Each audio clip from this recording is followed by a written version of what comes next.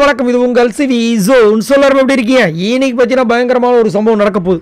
என்னென்னா, big Boss season 8 வந்துட்டு எல்லா விதமான விஷயங்களும் நடந்துருச்சு. எவிக்ஷன் உடனே நடக்கிற எவிக்ஷனாக இருந்தாலும் சரி, டபுள் எவிக்ஷனு தொடர்ந்து நடந்துகிட்ருக்கு.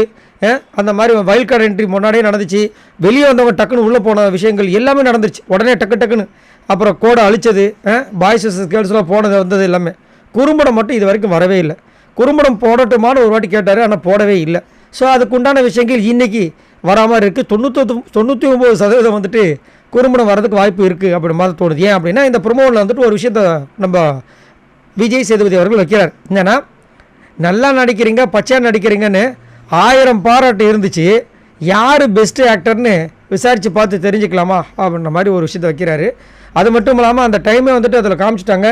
இவங்க கத்துற விஷயங்களும் அந்த பக்கம் வந்து கத்துற விஷயங்கள். நம்ம அது ஆக்சுவலாக அந்த கத்துற விஷயங்கள் எதுக்காக வந்திருக்கோன்னா, ஜாக்லின் அண்ட் மஞ்சரி 2 பேருமே வந்துட்டு கை வலிக்குது, கால் வலிக்குதுன்னு சொல்லியிருப்பாங்க.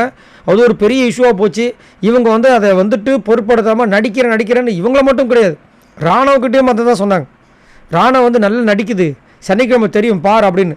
இந்த மாதிரி ஏன் அப்படின்னா, இது ஏன் பெரிய இஷ்யூவாக வச்சிரும் அப்படின்னு பார்த்தீங்கன்னா, ப்ரோவோக்கிங்.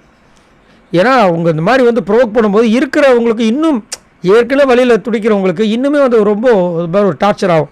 ஸோ அதனால் வந்துட்டு ஆல்ரெடி நேற்று ஃபஸ்ட்டு பர்ஃபார்மன்ஸில் நிறைய பேர் இந்த விஷயத்தை வந்து பதிவு பண்ணியிருந்தாங்க. இருந்தாலும் இந்த ப்ரோமோ பார்த்துட்டு ஒரு சில அன்ஷிதா ஃபேன்ஸ் பார்த்தீங்கன்னா பாருங்கள் தெரியும், எங்கள் அன்ஷிதா தப்பே பண்ணலை அப்படின்ற மாதிரியும் சொல்கிறாங்க. என்ன நடக்க போது தெரியல. அதுக்காகவே பிரத்யேகமாக குறும்படத்தை போட்டு இப்போவாது புரிஞ்சுக்கோங்க, இதுதான் வந்துட்டு நடந்தது, இது யார் மேலே தப்பு நீங்களே சொல்லுங்கன்ற மாதிரி ஒரு விஷயம் வரப்போது போல இருக்குது.